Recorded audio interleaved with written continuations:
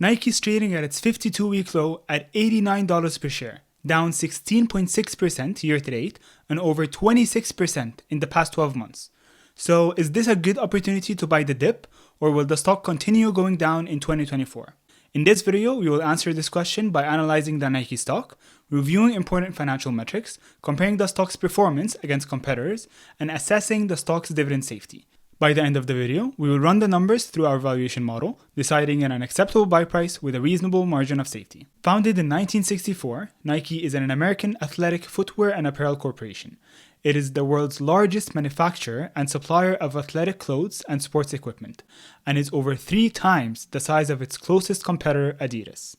Nike owns and operates 3 famous global brands, which are Nike, Jordan, and Converse. However, the company's influence extends far beyond its products, with strategic partnerships with some of the world's most iconic global athletes, like Michael Jordan, Cristiano Ronaldo, and LeBron James. Nike continues to dominate the world of sports sponsorship and apparel marketing. At the time of filming this video, Nike trades at a 26.1 price-to-earnings ratio and has a dividend yield of 1.67%. Looking at the stock's performance over the last 5 years versus the S&P 500, we can see that after the recent drop, the stock is basically flat since April 2019, increasing only 3%, which significantly lags the S&P, which increased 79%.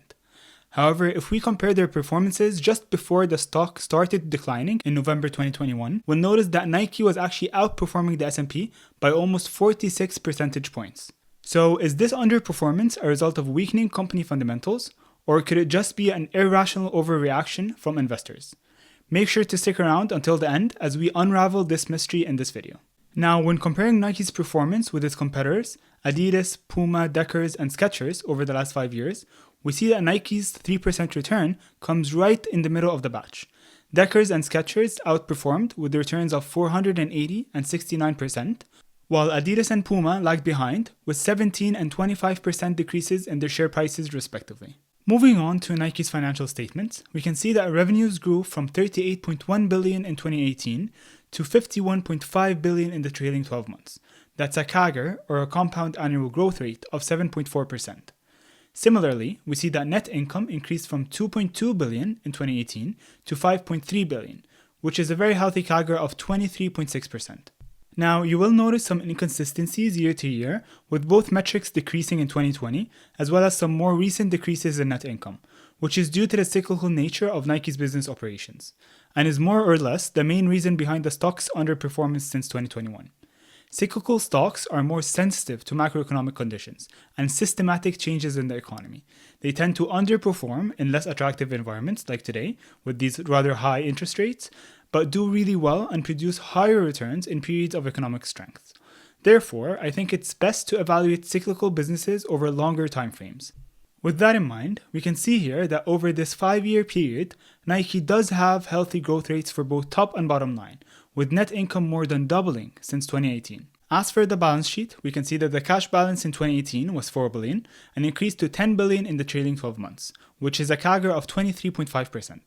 Current assets, which also include the cash balance, also increased from 15.6 to 24.6 billion, a CAGR of 11.4%.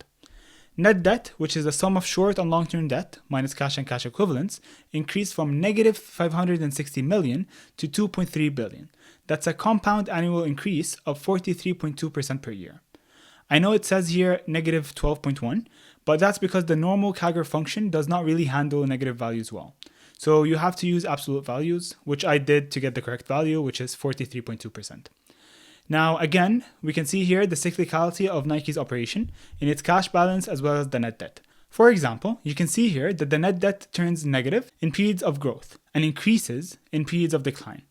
Now, although net debt has been increasing recently, it's relatively very small for a company of Nike's size. I actually expected to see much higher values given the amount of stores that Nike leases.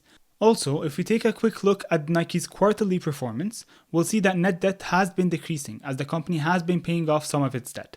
So overall, I think the balance sheet looks quite strong for Nike. In terms of the dividend, Nike has a dividend safety score of 99 out of 100, which is the highest possible score and implies that a dividend cut is highly unlikely. The company has been paying a dividend for the past 39 years without a reduction and has been increasing the dividend for the past 21 years. The dividend has been increasing on average 11% in the past 5 years and 16% in the last 20 years, with the latest increase coming at 8.8% in November 2023. As we can see here, Nike's dividend yield of 1.67% is higher than its 5-year average of 1%, which indicates possible undervaluation. Similarly, Nike's forward PE ratio also indicates undervaluation, with a ratio of 23 versus its 5-year average of 31.9.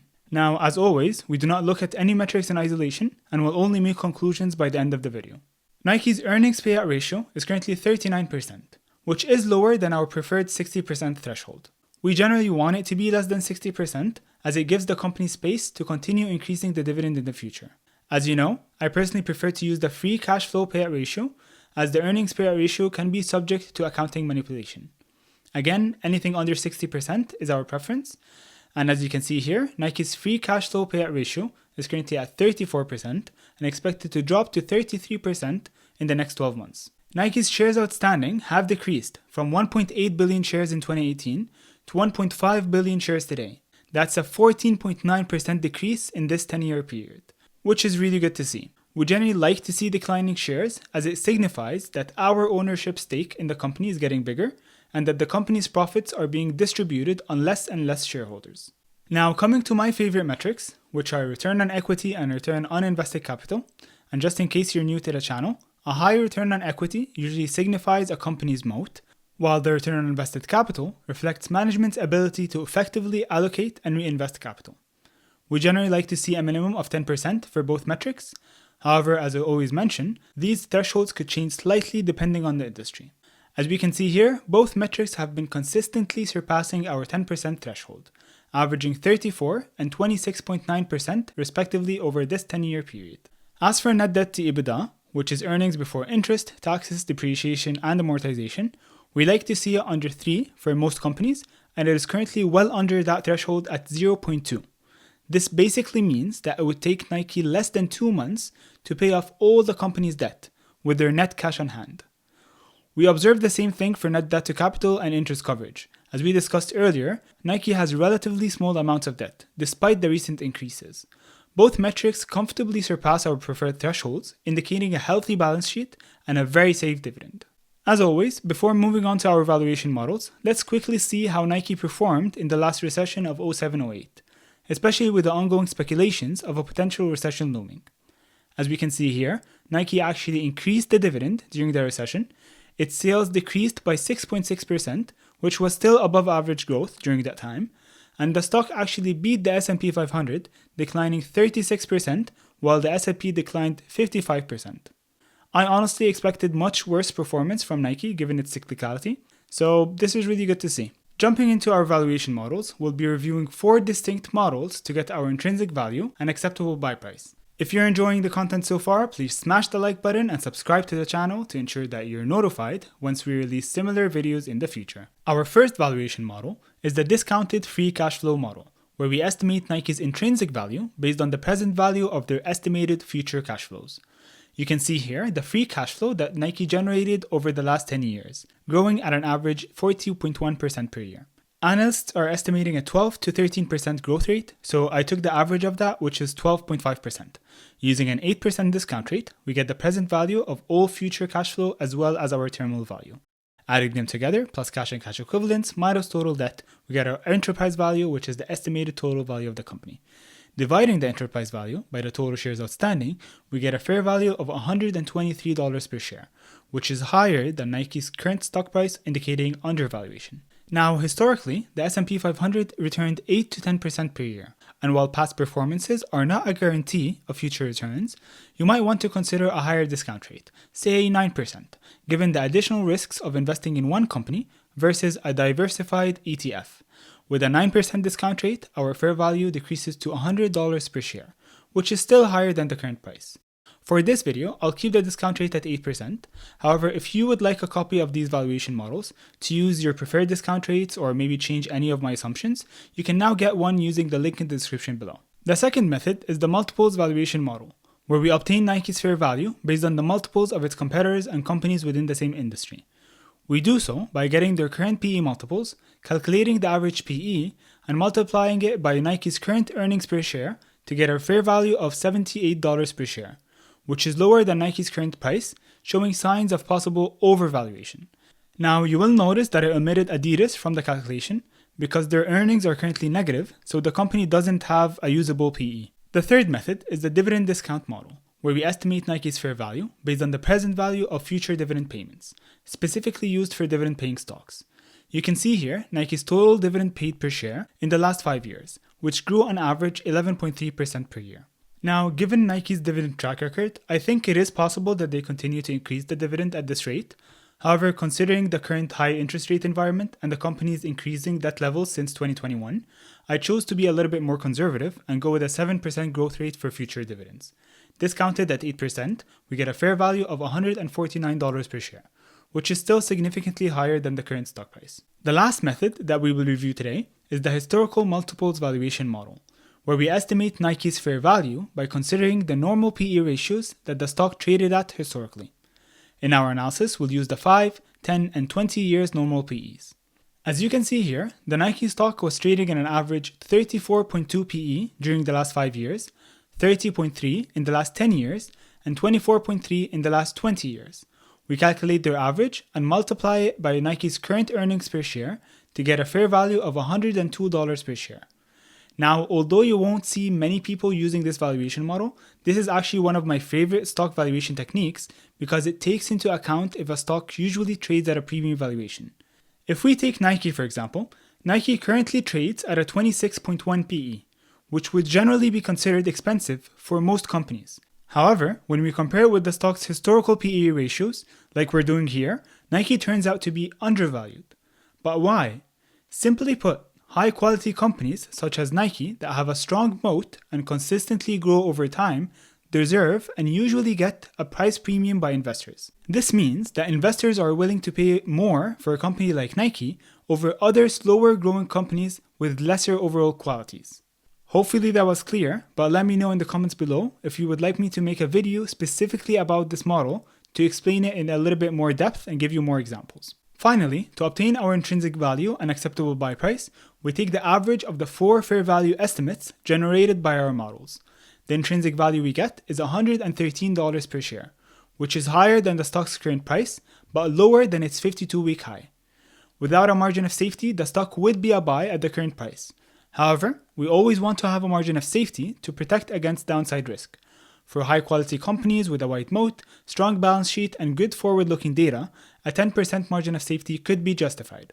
With a 10% margin of safety, our acceptable buy price would be $101. So you might be wondering, how do we decide on the ideal margin of safety?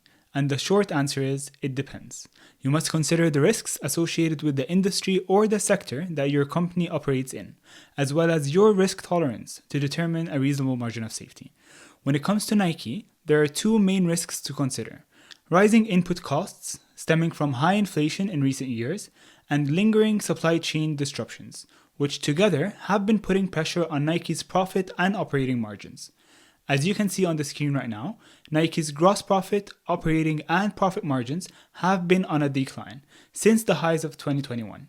Nike basically has 2 unideal options to choose from: either absorb the costs of these higher inputs, which would decrease its margins even further, or pass these increased costs to consumers, which could potentially have a negative effect on the overall demand on Nike's products. So with these risks in mind, you might want to consider a higher margin of safety. For a 15% margin of safety, the acceptable buy price would be $96. If you're looking for a 20% margin of safety, your buy price would be $90, which is still higher than the current price. Basically, Nike is currently trading at a 21% margin of safety, as you can see here. If you're looking for anything higher than 21%, you would need to wait for the stock to drop even further before buying it. And again, if you would like a copy of the valuation models I used in this video, feel free to get one from the link in the description below. In terms of Wall Street's expectations for Nike stock, they are forecasting it to trade at $113.5 per share in 12 months, which basically matches our estimated intrinsic value and implies a 27.7% potential upside for the stock from current levels. Now, I personally believe that Nike is a high-quality business, with a wide moat, a strong balance sheet, and an attractive dividend record. However, given the short-term headwinds that we discussed and the business cyclicality, I think it might warrant a relatively higher margin of safety, probably something around 15 to 20%. Historically, the stock doesn't really drop to these levels very often, so I believe it's an attractive opportunity at the current prices. Now, as always, this is just my opinion. This is not personalized financial or investment advice, as I have no idea what your personal situation or investment timeline is. So please make sure to do your own research before making any investment decisions. If you enjoyed this analysis, don't forget to like and subscribe and watch my other stock analysis videos and let me know your thoughts in the comments below. Thank you very much for watching. Until next time.